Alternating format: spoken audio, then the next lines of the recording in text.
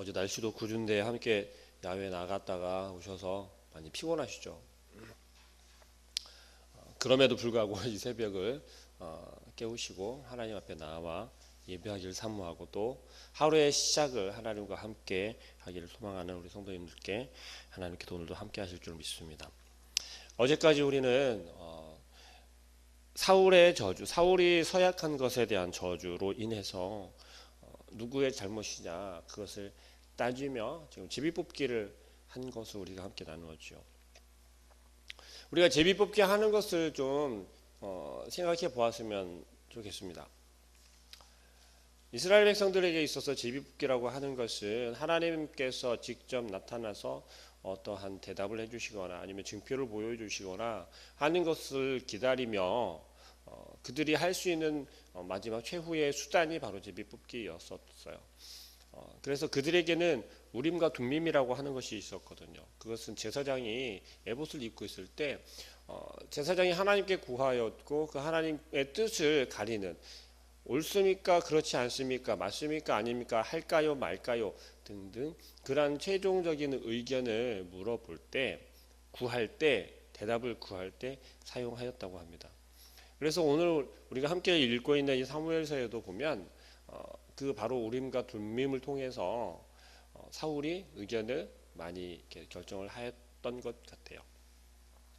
오늘도 보면 지금 제비뽑기를 하여서 뽑힌 것이 이스라엘 백성들과 사울과 요나단 그 사이 가운데였어요. 좀 더 정확하게 이야기를 하자면 사울이 지금 명령한 사울이 서약한 그것을 지키지 아니한 것이 누구의 잘못이냐를 가리기 위해서 제비뽑기를 지금 던졌던 거죠. 근데 던질 때마다 결과적으로 나오는 것은 뭐였냐면 이스라엘 백성들에게는 잘못이 없다는 거였어요. 이스라엘 백성들이 뽑힌 것이 아니라 사울과 요나단 그리고 사울과 요나단 중에서도 요나단이 잘못이 있다라고 선택이 된 거죠. 오늘 함께 읽은 본 말씀에 그렇게 이야기를 하고 있지요. 사울이 요나단에게 이르되 내 행한 것을 말하라는 거예요.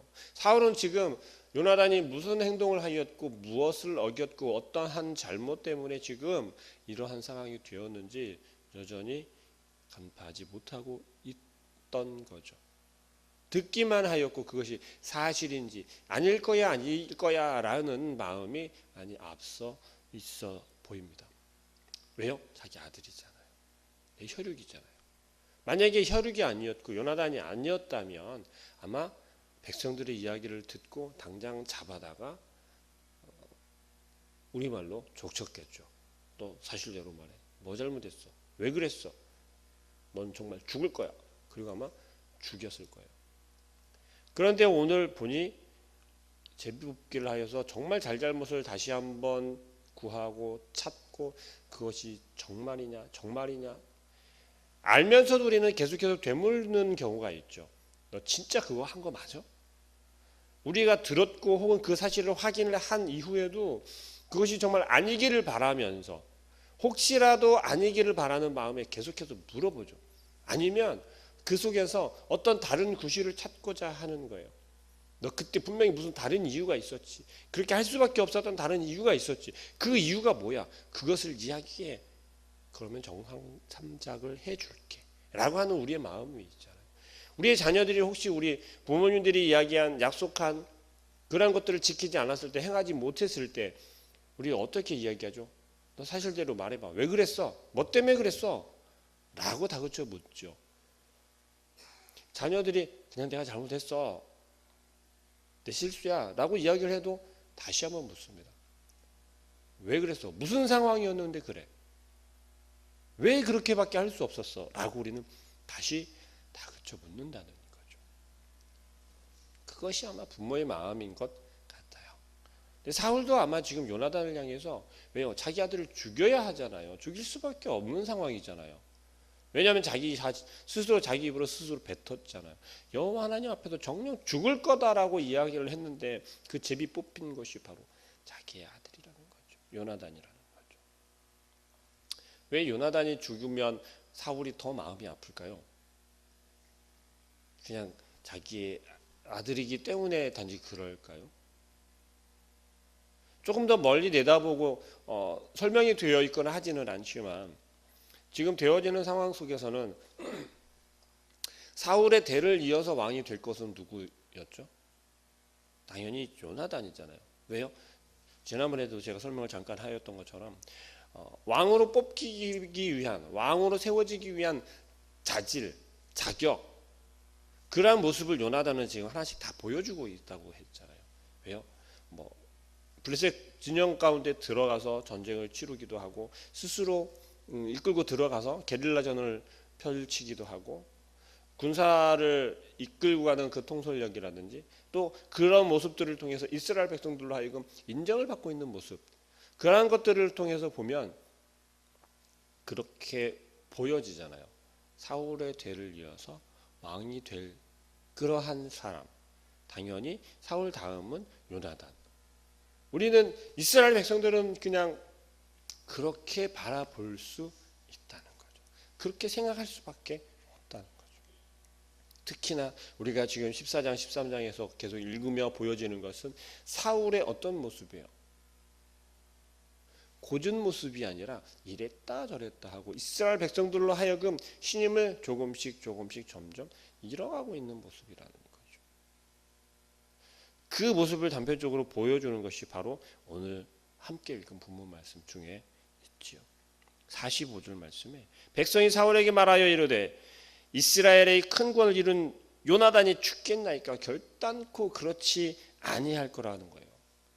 이스라엘 백성들의 이야기예요. 이스라엘 백성들은 요나단이 어떤 공적을 세웠고 어떠한 일을 지금 행했고 어떤 위치에 있는지를 너무 잘 알고 있는 거예요. 지난 시간에 이야기했었잖아요. 요나단이 분명히 잘못한 것을 다 알고 있음에도 불구하고 이스라엘 백성들은 사울 앞에서 이야기를 할 때 요나단을 떠밀거나 요나단을 끄집어내서 세우거나 하지 않았어요. 한무겠다는 거죠. 사울 왕이 노하면서 노발대발하면서 누가 그 명령을 어겼냐라고 백성들에게 이야기할 때도 백성들은 함구하고 있었죠. 이야기하지 않았다는 거예요. 그러한 단편적인 모습을 바라볼 때 요나단은 백성들로 하여금 어떻게 해요? 신임을 인정을 받고 있었다는 거예요. 그런 요나단을 죽이겠다고 하는 사울에게 오늘 45절 말씀에서처럼 이스라엘 백성은 그러는 거예요. 왕이시여, 우리를 정말 구원한 게 누구입니까? 여호와 하나님께서 요나단과 함께하여서 우리를 구원한 것이 아닙니까? 전쟁을 승리로 이끈 것 아닙니까? 그 이면에는 어떤 말이 포함되어 있을까요? 그때 사울은 무엇을 하고 있었습니까? 라는 말이 포함되어 있는 거예요. 우리의 마음속에도 이런 이스라엘 백성들과 좀 똑같지 않습니까? 때에 따라서 우리의 편한 대로 혹은 우리의 좀 더 이로운 대로 우리의 자녀들 문제, 우리의 가정의 문제, 우리가 지금 함께 예배하고 있는 이 보리교회 공동체 이 안에서도 마찬가지잖아요. 우리 구역 안에서만 혹은 우리가 마음이 좀 잘 맞는 사람들 안에서만 도대체 우리가 하나님의 온전한 사람으로 하나님의 백성으로 또는 우리의 직분들이나 우리의 공동체 가운데서는 온전한 하나님의 도구로 쓰임을 받기를 원한다면 아니 쓰임을 받고 있다면 어떤 마음이 더 먼저여야겠습니까? 과연 내가 하나님께 쓰이는 도구일까? 과연 내가 하나님의 보호를 받으며 하나님의 그 인도하심을 받으며 나아가는 사람인가? 이스라엘 백성들은 요나단을 향해서는 한결같은 마음을 보이고 있어요. 그러나 사울에게 대해서는 우리가 읽고 느꼈던 것처럼 계속해서 뭔가를 요구하고 있죠. 보여주십시오. 왜 그러십니까? 사울은 그러한 백성들 앞에서 어떻게 보여야 할까요? 어떤 모습을 나타내야 할까요?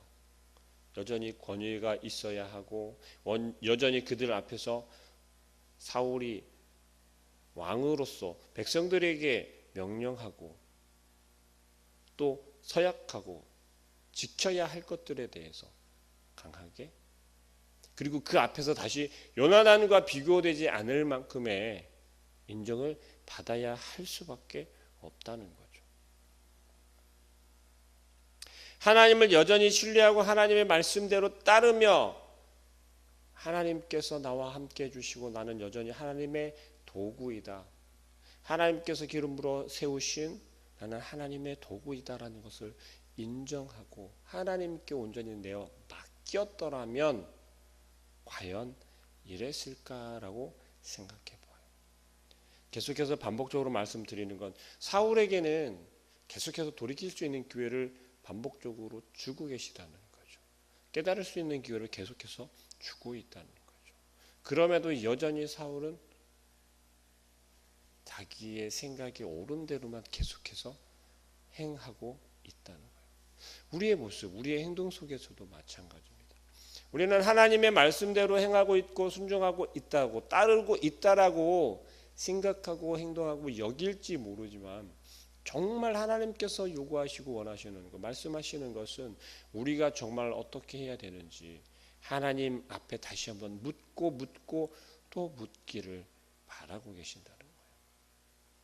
그리고 인내하기를, 기다리기를 원하고 계신다는 거죠. 그럴 때 온전히 하나님께서 우리에게 요구하시는, 우리는 그걸 사명이라고까지 이야기를 할 수 있을 것 같아요. 하루를 살아가는 것이 하나님이 나에게 주신 사명이다라면 여러분 믿으시겠습니까? 오늘 하루를 살아가는 것이 여러분들에게 주신 하나님의 사명이라면 그걸 인정하시겠습니까? 그렇지 않잖아요. 오늘 하루도 내가 눈을 떴는데, 오늘 하루도 그냥 내가 살아가야 되는 하루인데, 날인데 무슨 사명까지? 아니요. 하나님께서 우리에게 오늘 하루만 허락하셨을 수도 있어요. 아니, 오늘 하루도 아니에요. 오늘 반나절만 허락하셨을 수도 있어요. 그럼 어떻게 살아야겠습니까? 허락하신 그 반나절을, 이 하루를 하나님께서 나에게 맡겨주신 사명이, 일이, 계획이 무엇인지 열심히 살아야 하잖아요. 나에게 허락하신 데는 그만한 이유가 있기 때문이죠. 사울을 왕으로 세우신 데는 하나님의 뜻이 분명히 계셨다라는 거죠. 지금 사울에게 계속해서 보여주고 있는 것은, 되어지고 있는 상황들은 이스라엘 백성들이 요나단이 행하는 그러한 모습들 속에서 사울이 깨닫기를 원하시는 건 그거였어요. 네 생각대로 눈에 보이는 것을 따라가는 게 아니라 나를 좀 의지해봐, 나에게 돌이켜봐, 나를 신뢰해봐 였던 거죠. 오늘 함께 읽은 마지막 절에 52절 말씀이 이러잖아요. 사울이 사는 날 동안에 블레셋 사람과 큰 싸움이 있었으므로 사울이 힘센 사람이나 용감한 사람을 보면 그들을 불러 모았더라. 여전히 지금 시선은 어디에 있는 거예요? 하나님께 있는 것이 아니라 세상에 있는 거예요. 사울이 바라보고 보이는 그곳에 있는 거였어요. 여전히 눈에 보이는 두렵고 힘이 센 그러한 암말렉 군대와 변방 국가들이 계속해서 이스라엘을 괴롭히고 있었고요, 노략질하고 있었어요. 그들과 계속해서 대치하고 있었고 전쟁을 할 수밖에 없는 상황 가운데 있었다는 거죠. 그러면 어떻게 해야 되겠습니까? 하나님의 백성이었던 이스라엘 백성은 어떤 모습을 보여야겠습니까? 하나님께 기름 부음을 받은, 기름 부음 받아 세움을 받았던 사울은 어떻게 해야 했겠습니까? 하나님 앞에 엎드리고 구해야 되잖아요. 하나님 어찌하여야 할까요? 하나님을 더욱더 신뢰하고 신뢰해야 되잖아요.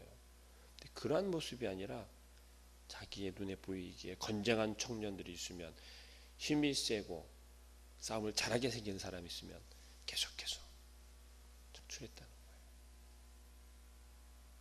여전히 우리의 세상의 방법으로만 앞에 놓여진 문제들을, 일들을 해결하려 한다는 거예요. 하나님께서 정말 사울을 세우신 목적은 뭐였어요? 이스라엘 백성을 여전히 하나님의 백성으로서, 하나님의 사용하시는 도구로서 내가 여기며 하나님의 뜻대로 살아가기를, 이끌어가기를 원하는 마음에 사울을 세우신 거잖아요. 이스라엘 백성들이 원하는 그 왕, 그래 내가 너희가 나를 신뢰하지 않으니 그럼 너희가 원하는 방법으로 나를 신뢰할 수 있게 해줄게, 나를 따를 수 있게 해줄게 라며 왕을 세워준 거잖아요. 신탁 통치를 계속해서 이어가야 하는 상황이었고요. 이스라엘 백성들이 원했던 것은 그 신탁통, 하나님을 따르고 하나님에 의해서 이끌림을 받고 통치되는 것이 싫어서 자신들 가운데 왕을 세워서 자신들 스스로가 인간을 통해서 통치받기를 원했잖아요. 하나님은 그 안타까운 걸 아셨기 때문에 하나님께서 왕을 세워주신 거잖아요. 그리고 여전히 그 세운 왕을 통해서 하나님의 뜻이 전달되고 하나님의 사랑과 아버지 하나님의 그 계획이 전달이 되어서 그렇게 이어갈 때 여전히 이스라엘 백성은 하나님의 통치 가운데 보호하심 가운데 있게 된다는 거예요. 사울은 지금 자기 자신이 왕으로 세워짐을 받은 목적을 망각하고 있는 거예요. 사무엘이 분명히 이야기를 했잖아요. 우리에게도 분명히 말씀하고 계시다는 거죠. 우리에게 맡겨진 일들, 우리에게 맡겨진 이 하루, 하나님께서 그저 우리에게 허락하신 것이 아니라는 거죠. 때로는 쉼을 가지라고 우리에게 허락하실 수도 있고요. 때로는 우리로 하여금 고단하지만 일을 할 수밖에 없게 우리에게 허락하셨을 수도 있다는 거죠. 그 가운데 우리가 만남과 혹은 어떠한 교제를 통해서 우리 하나님의 영광을 나타내고 드러내고 하나님의 살아계심을 나타내고 우리의 삶을 통해서 하나님께서 여전히 우리에게 요구하고 계시다는 거죠. 분명히 우리 개개인에게 하나님께서 맡겨주신 사명이 있다는 거죠. 허투루 우리를 만들거나 허투루 우리에게 말씀하시진 않는다는 거죠. 그리고 여전히 침묵하고 계시다면 분명히 우리의 모습 가운데 하나님께 돌이키지 않은 부분이 분명히 있다는 거죠. 그리고 아직 때가 되지 않았다라는 것. 우리가 생각하고 여길 때는 너무 오래되었다라고 너무 늦었다라고 여길 수도 있어요. 그러나 하나님 기준에서는 그게 아니라는 거죠. 하나님 기준에서는 조금만 더 기다려봐. 가장 좋은 때에 가장 필요한 때에 하나님께서는 반응하시고 우리에게 말씀하신다는 것을 반드시 기억하시고 오늘 하루도 우리에게 허락하신 것, 우리 각자에게 개개인에게 주신 사명을 충분히 감당하라고 우리에게 허락하신 줄 믿습니다. 우리에게 맡겨진 사명이 무엇인지 이 시간 함께 기도하며 하나님께 구하고 그 사명을 충분히 감당할 수 있게 해달라고 오늘 하루를 하나님 말씀으로 충분히 살아갈 수 있게 해달라고 함께 기도할 수 있는 우리 모든 성도님들 되기를 소망합니다. 기도하겠습니다.